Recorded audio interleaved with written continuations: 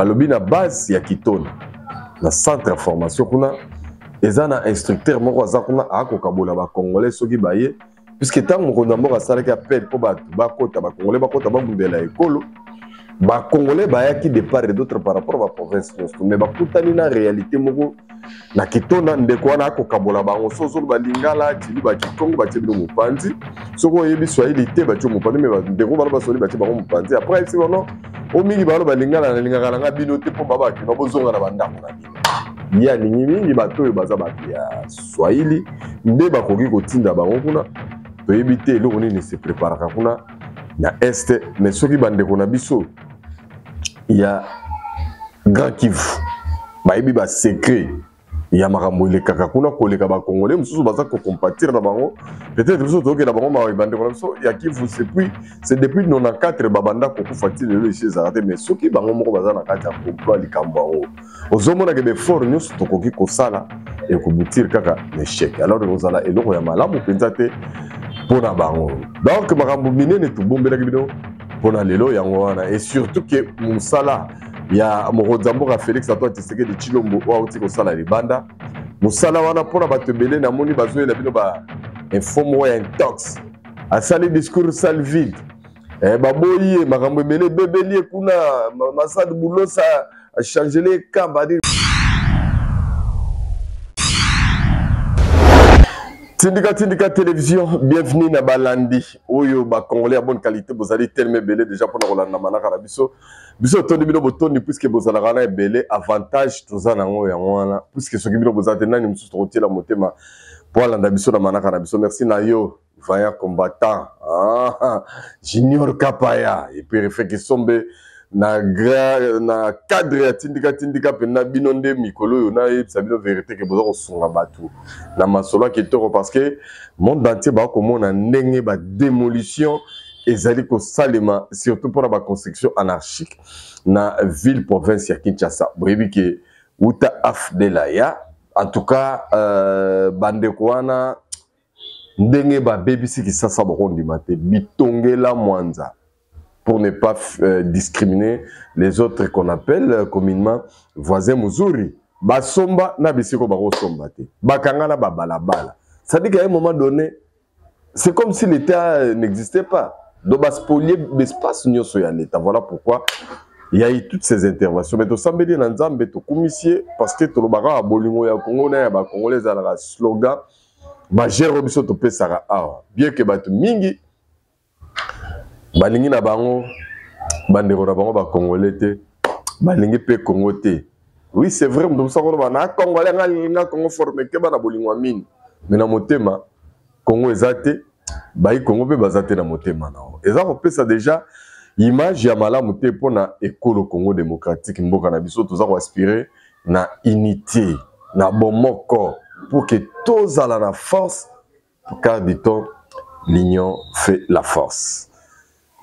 Actualité est allée dominer na est bato ba ko mitunes que Blackwater abandi masolo toté parce que to koyoka kuna ba bombardement est allé à grave mais beaucoup de Congolais se posent des questions bazo bombarder mais ba récupérer ba bisika boni pona ba Congolais mususu M23 na ba Rwanda mto ba ko préparer ba ko bangisa mais bande ko mususu ba ko raisonner plus loin babi maintenant sikoyo. Là, je cite professeur Bob Kabamba Zaratout, pour la Congolais, professeur Bob Kabamba Pesara, cours à l'université libre à Bruxelles, ILB. Il a pessi mécanicien après condamnation à Joseph Kabila. Le bilan Joseph Kabila, ici a sorti na Izakara à Simba Minduki à Kotara Masolo. Masolo, c'est que Beba et Beba Nayaon. Eza Koloba. Mais comme ça, là, ils ont des choses différentes. Nous sommes mis déjà le 1er octobre, le 4, si je ne m'abuse pas. Est-ce que les lignes bougent dans l'Est? Alors, nous te promettre que d'ici lundi, tu vas répondre à propos de l'Est. Sans nous soucier, la base ya Kitona, na centre de formation, ils ont un instructeur qui Congolais puisque tant que a salé appel pour Congolais, ba Congolais bayaki de part et d'autre par rapport à la province mais ba kutani na réalité moko na kitona ndeko wana akokabola bango sozo ba lingala tilu ba kikongo ba tebino mopanzi soko yebi swahili te ba tio mopanzi me ndeko bana ba soli ba tio bango mopanzi après c'est bon o mingi ba ba lingala na lingala nga bino te po baba ki no bozonga na bandako na bino ya ningi mingi bato oyo baza bato ya swahili nde bakoki kotinda bango kuna toyebi te eloko nini se préparaka kuna na este mais soki bandeko na biso ya Grand Kivu bayebi ba secret ya makambo elekaka kuna koleka ba congolais mususu baza ko compatir na bango peut-être biso toke na bango ma bandeko na biso ya Kivu c'est depuis 94 babanda ko kufatile le chez Zarate mais soki bango moko baza na kati ya complot likambo bango ozomona ke be fort nyonso tokoki kosala et ko butir kaka échec alors kozala eloko ya malamu penza te pona bango donc makambo minene to bombela bino pona lelo yango wana et surtout que musala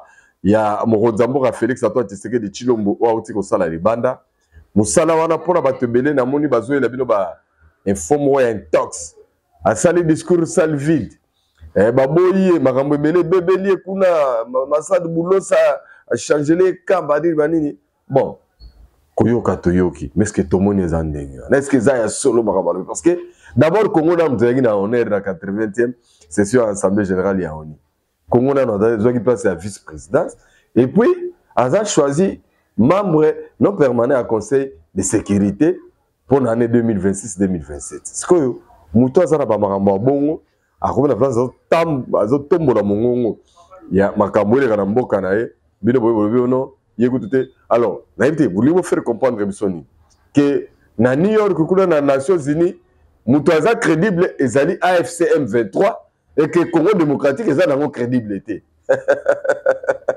Ah, te beaucoup sabale kinzela, beaucoup sabale kinzela, beaucoup sabale kinzela. Na promettait que bino la fois passée que Etienne Tshisekedi le patriarche asala musala moko ya munene na mboka oyo. Na mboka ngo musala na monisa maki na Afrika mobimba parce que ye asala lit pacifique. A tikala ko recourir na minduki te pona ko boma bato. Contrairement à Nelson Mandela, na lit na moko asalaka recours ya lit armée. Bien qu'il y ait la trône en prison pendant 27 ans. Mais contrairement à Etienne Tshisekedi, a signé dictature, 3 dictatures, a signé dictature à Mobutu, Yamze Laurent Désiré Kabila, ya Hippolyte Kanambe Kazembere Kabila Joseph. Donc abunina bato wana nyosto.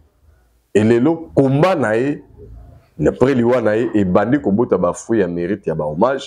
Mais dans le bac, moi, je suis liboso Claude Tshisekedi, na molongani na Isabelle Kibasa, de bazaraki à l'honneur ya recevoir priwana na maboko ya président angolais à la personne à Joao Lourenço. Yende a décerné qui priwana bolanda on toute l'émission oyo. Et là on se bolanda ezali makambo ya baisse ya dollar na biloko. Batu balobaki trop pour Tshisekedi. Mais siko Tshisekedi makamnae comment na phase à le peuple d'abord.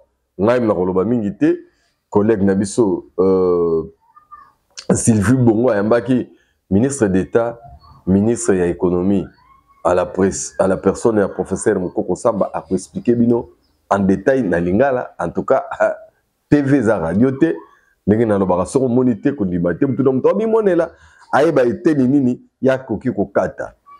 Et mutu mususu afala kila tia na bino ezaleki Koko Nyange mais vous allez très prochainement parce que Koko Nyange tozongi sié mais bana FCC azaki ko expliquer ba tout que mutu nyoso meka ko simba minduki po ya ko déranger pouvoir établi article 64 alinéa 1 ezande ko appliquer lié puisque ezali pouvoir établi là il parlait quand c'était Joseph Kabila qui est au pouvoir mais ce qu'on a moi le Joseph Kabila na batuni ba simi minduki pour ba renverser pouvoir établi na Congo avec Félix Tshisekedi nani il faut à respecter Muninga mais on en a promettre bino très prochainement mais pour lelo na kozongi c'est la vidéo José Makila Soumanda makambo azaka parce que vous to kaka batu belo non Joseph Kabila pacifié Gimboko a unifié Gimboko a sangisa Gimboko Robert José Makila devoir de mémoire à son époque il nous disait quoi par rapport à Joseph Kabila pour le bima le là batu nous sommes condamner Joseph Kabila baba zoba et pourtant Joseph Kabila gesa kana so ba Rwanda tata na yeso dit ça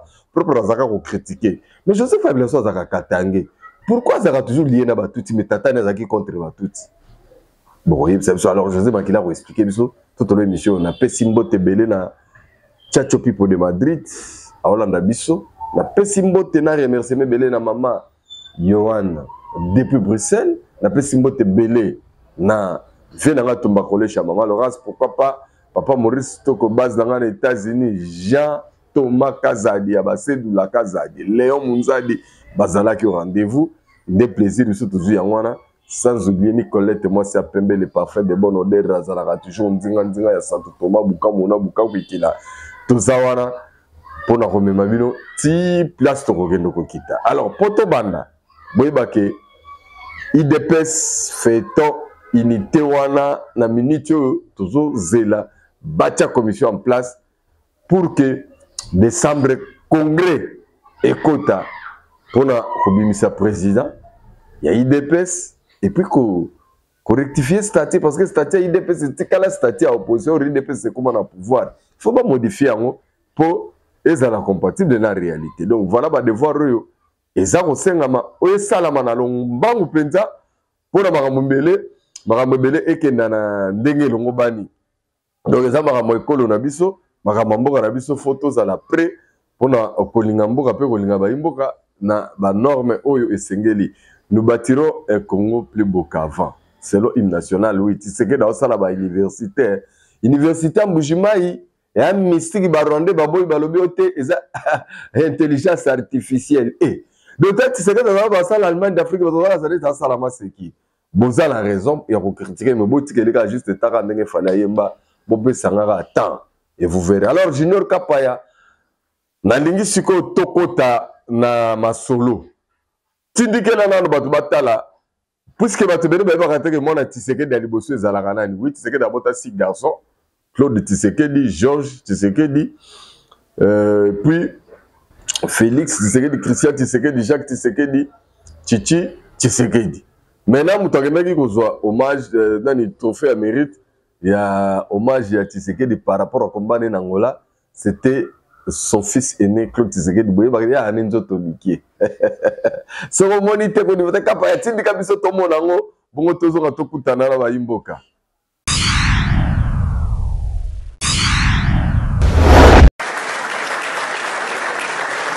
Tonnerre d'applaudissements pour saluer une carrière politique marquée par l'engagement pour la démocratie mais aussi pour la solidarité africaine. Poignée de main appuyée entre le président angolais et Jean-Claude Tshisekedi. Étienne Tshisekedi Wamulumba s'est vu décerner cette médaille de mérite, la plus haute distinction en Angola, par le président angolais João Lourenço. Médaille à titre posthume reçue par le frère aîné du chef de l'État, Jean-Claude Tshisekedi, qui a eu des mots justes pour rappeler la philosophie politique qui a guidé son défunt père d'heureuse mémoire. Il a fait jouer la solidarité africaine. Et donc, de ce côté-là, c'est une dimension que je ne connaissais pas. Je suis très fier de lui, évidemment. Et fier que les autorités angolaises lui aient accordé ce prix. C'est aussi quelque part aussi pour le Congo. Hein. Je veux dire, le fait que la solidarité puisse jouer entre nous, on en a besoin vraiment actuellement sur le continent africain, que tous les Africains se serrent les coudes pour avancer tous en avant, en bloc. Donc ça vient raffermir les liens entre la RDC et l'Angola. L'Angola, voilà, c'est ça. Il faudrait que les Congolais sachent que Étienne Tshisekedi n'était pas seulement le père de notre démocratie, avec ses compagnons de l'UDPS bien évidemment, mais qu'entre autres, il a joué aussi son rôle dans le renforcement de la solidarité africaine, particulièrement de l'amitié entre le Congo et l'Angola. Les 50 ans de l'indépendance de l'Angola étaient donc ces moments de récompense des personnalités qui ont marqué la marche de ces pays vers l'indépendance et le développement. Certaines l'ont reçu à titre posthume et d'autres vivants. Et Étienne Tshisekedi avait fait montre de sa solidarité et son sens élevé du panafricanisme. De quoi exhiber fièrement ses mérites qui va au-delà des liens séculaires entre les deux peuples. Isabelle Kibasamaliba Tshisekedi et Jean-Claude Tshisekedi en sont fiers.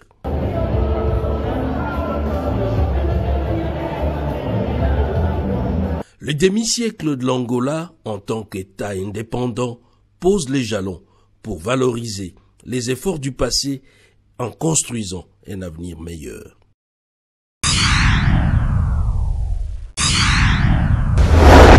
Voilà, je pense que et ça le plaisir na depuis Paris.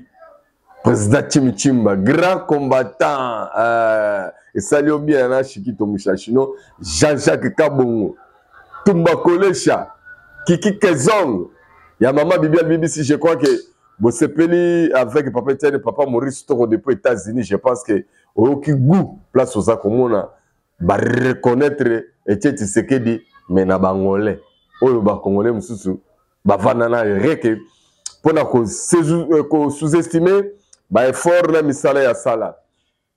Nana ngo lobaki que dollar et kokitate biloko pe kokitate zala ngo juste spéculation ba conseiller ko poza dans côté tozana ta ya béton qui nous amoni lipekiti amoni ciment ekiti amoni loso ekiti amoni huile ekiti sukani ekiti qui nous momo ba oh mais ba bora on venait kitaro alors ba lobi kokite silité nana commentaire te.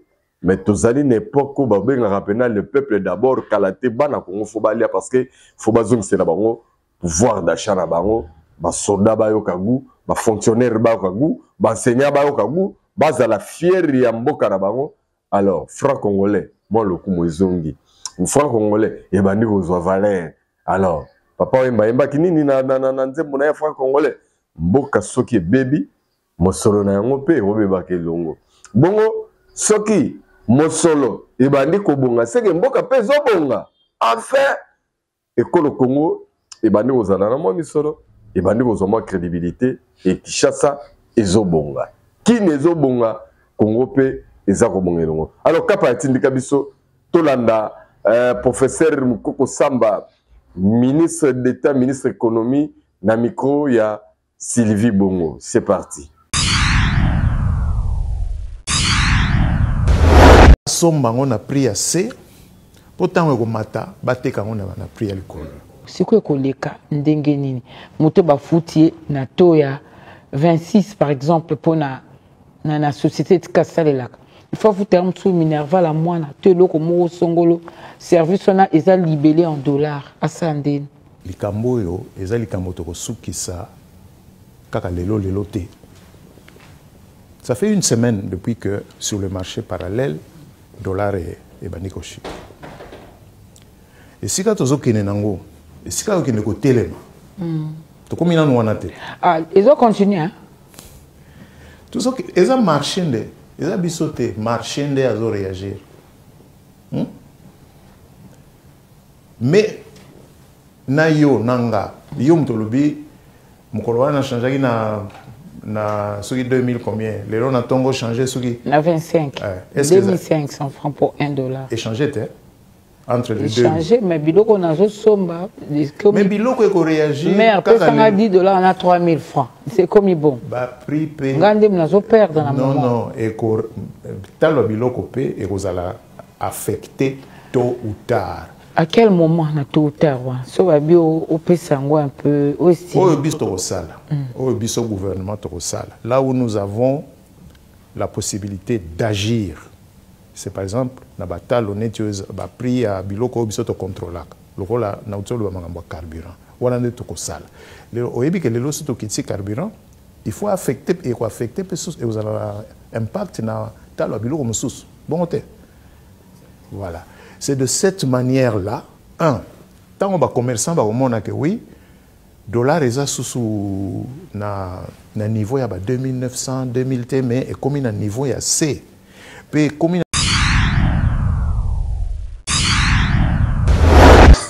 Nzambe bato nyoso baza compatir na Kabila puisque mutuna nazo c'est labino lelo ezali José Makila Soumanda. Lelo azali membre ya FCC a défendre Kabila makasi. Maintenant, nazotia vidéo, nazotia on a cadre moko pédagogique, biso ba peuple. Peu bara et là on est ba politicien bazara na biso. Un politicien tant on bazo bunda pour la peuple ezala ba parole yambebo mais na monter ba bundela ba peuple. Problème na ezali intérêt na ye mais peuple ala ko marche pied na ye. Maintenant soka zo intérêt na ye ba moko muto ye moko bisengo muto na zamabe ye moko embellir mutongo bimisi ya komi mutu malamu soki ba bebe na ya bebisi mutu mususu mutu wana lisusu par exemple tant Joseph Kabila na Moïse Katumbi ba bebani bomonaki makambo Moïse Katumbi azalaki koyebisa biso mpona Joseph. Mais babongisi, est-ce que Moïse Katumbi va tenir sous le même discours pour Joseph Kabila? Il va sous bongoté. Bogotala ba opposé na biso belé tango à Kabila bazalaki contre Kabila longtemps ba Franck Dion lelo ba ba défenseur makasa Kabila. Ku tuzana ba kongolais biso ba biso que non justice ezaki ki toko tango à Kabila ke bebi tango ya Tshisekedi bon. C'est sous Kabila nga la monaki Moïse Katumbi a comme exilé a comme étranger. Donc, na élection, on a été moutacha ili banda bongo ndeko nae katangé soit disant pour le lo ba biso ba soit il faut ndé ba moni sa bango passe na tango Tshisekedi. Kabila a bloqué Moïse Katumbi li banda ya mboka panda ke aza Swahiliphone. Kabila kanga il dit qu'à peine pendant 20 ans en prison pour azali Swahiliphone. Sous Kabila baboma samba kaputo. Na tango Swahiliphone. Chebe azali Swahiliphone akufa na tango Kabila. Katumba moi que Swahiliphone akufa na tango. Donc bitumbe belé parce que M23 quand même les a création Félix Tshisekedi té. Basen DP tout boyo kakana babitumbana to ba boma bato eleki parce que ezala RCD goma fidèle tout na guerre na bango bato ba boma mingi ezala ka bande ko na biso ba Swahili ce que to ebite Rwanda bango bazaki ko boma bazaki pour ba Swahili to bazaki contre ba Swahili parce que lelo bande ko na biso mingi ya espace Swahiliphone bazo manipuler bango que Tshisekedi azali contre ba Swahiliphone comme si guerre ya SM to bandango ezala ka Tshisekedi. Alors surtout tozoko sana ezamabe. Il faut trouver la vérité pour que tout le monde ça parce que adage la vérité sauve. Quand bien mais il y en a trois sur la vérité, les adages on en a. La vérité sauve, la vérité blesse. Toute vérité n'est pas bonne à dire voilà. On a des sikoyo, ba politicien ba tambola karango. Donc en quelque sorte, c'est notre compréhension. Il y a Congolais landa. Un politicien, c'est un menteur parce que c'est ça, un politicien. Suivons d'abord José Makila et puis on se retrouve juste après. Ils ont pédagogique, ils ont à Kala, devoir de mémoire. Joseph Kabila, pour Rwanda, Kotisaka, pour niveau infiltration, mais les Congolais belé, FCM 23. Maintenant, lobby n'a pas ce qu'on regrette de net, tu regrettes que tu as nous épée. Tu sais que nous avons Rwandais ici, ce sont des Congolais. Après, la guerre sera longue et populaire. Bozo ba flèche, banini, bateau va se créer un peu matuti. Bobulara ba otina suka. Parce que moi na yo tikena biso lobaki na biso ke moi na yo yenda yo senso ke te. Batuti baza ba Congolais ba ramna bango inspiration à peuple. Na éviter ba Congolais bo mekana ko sala analyse bo Georges bino moko na éviter nani akosa nani. Est-ce que museum takosa biso pona ba tout ya banyamulenge wana to Joseph Kabila comme tu as dit vérité parce que Joseph Kabila est mon chef na bango yende président ba père soutenir ba pa avant na ka espace bango bazali ko contrôler parce que ce ko tali ba mingi baza na ka M23 zali ba to yo muza benganaka a exception que baza ba Rwanda ndelo Joseph Kabila za ko bundela bango pas signer mikanda na ba traité boyoka le 23 mars que bazali ba Congolais mais ce qui te remet oh de la kaka de la kaka biso to lela yo le raté. C'est bon. Alors, monsieur Dominique, ton contrôle. Kappa Etienne, monsieur José Makila, bon, tout après, c'est parti.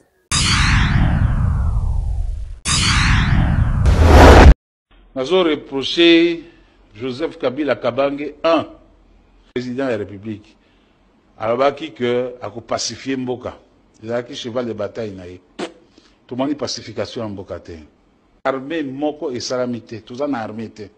Alors, à Salinako, armée Nabiso, et la modernité, et la armée républicaine, ata armée moko, tout ça armée awate. Yamisato, nazo reproché na complicité na Kagame pour na kokata mboka Nabiso. Preuve dango yangwana. Pour quand ici ba militaire rwandais belé na mboka Nabiso sans que to yeba, ba yaki ko sala nini. Babo to Nabiso mboka, siko bimi poisa. Nazo reproché na motema mabe.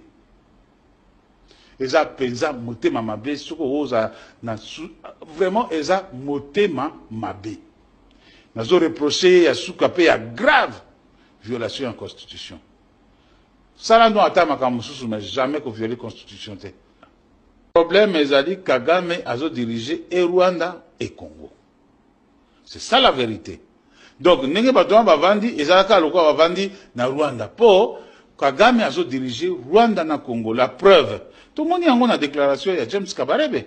James alobi ke mikolo nyonso batini na mo délégation. Bosa isabiso na likambo yo, bosa isabiso na likambo yo, bosa isabiso na likambo yo.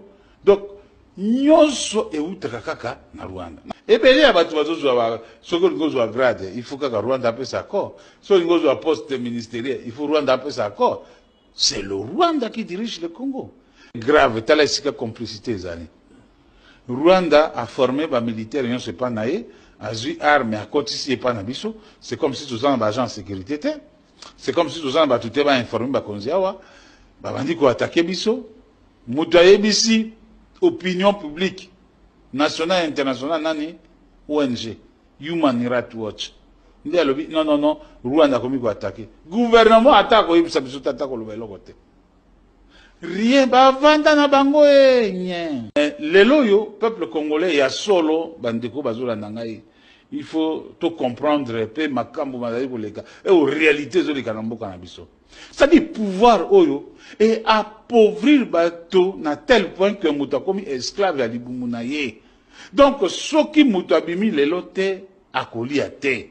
Et pouvoir sali nyonso et comme ça batu na niveau wana ba kanisa kaka libumu lobi na kolia nini akoko kanisa te vina ya mboka kozala ndenge nini bano nazobota vina bango kene ndenge nini mboka oyo bazo gérer non pona ye souci ya liboso libumu na ye akolia lobi ndenge nini d'où asa obligé bima tous les jours azo ata mbuma madesu mbuma masangu po alia. Donc pouvoir asali yango sciemment pour rendre batu esclave à libumu na bango pour pas ko revendiquer ba droit na bango te. C'est ça le problème qui se passe ici. Ezali un pouvoir diabolique. Diabolique oyo elingi ata batu ata bokete. Ezo sala nyonso to kufa d'une manière ou d'une autre. Justice à ces pays ezali justice expéditive, sélective. Ezo pona mitu ya bato.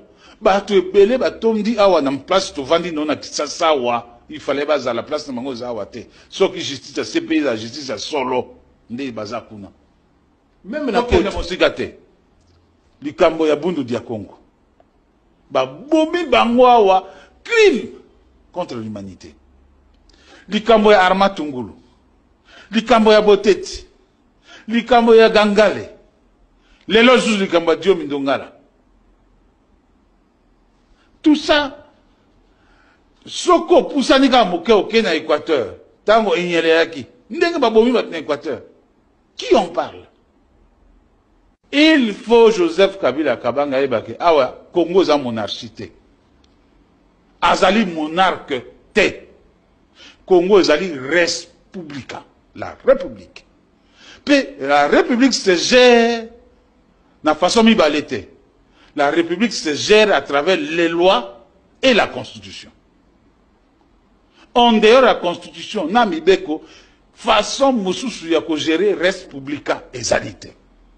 Il n'a pas à nous apprendre quoi que ce soit. Et on ne peut pas gérer toute une république comme on gère sa poche. Nous disons non. Advint que pourra. Et le peuple à reprendre acte. Nous avons pu reprendre acte. Puis même ceux qui ont koufi ba ko juger biso ba ba tekamboka. Comment ça nangote? Bato yo babundana Hitler, Fondation Vicentan. Et landaka bango ti lelo yo. Ba musu ba 96 ans mais ba zo bango ba sambisa bango, ils seront jugés par nos fils et nos petits-fils. Ba ko za la juger.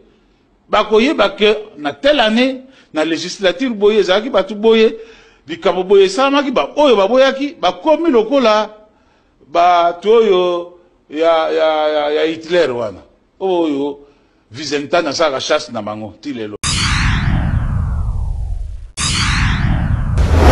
Merci mingi bande konanga ba Congolais bonne qualité net c'est une information mon kondambo ça zonga ki ça depuis jeudi vendredi ko tenaki conseil des ministres donc mademoiselle Kitoko dans 2 jours azo kitambujimai agene ko inauguré misala infrastructure ça ngolo ba université ainsi de suite bozake belé week-end oyo to tikibino bolia bo consommer comme jamais auparavant manger buvez comme vous voulez et les factures, envoyez-moi. On va régler ça sans problème. Maman Yohan, merci.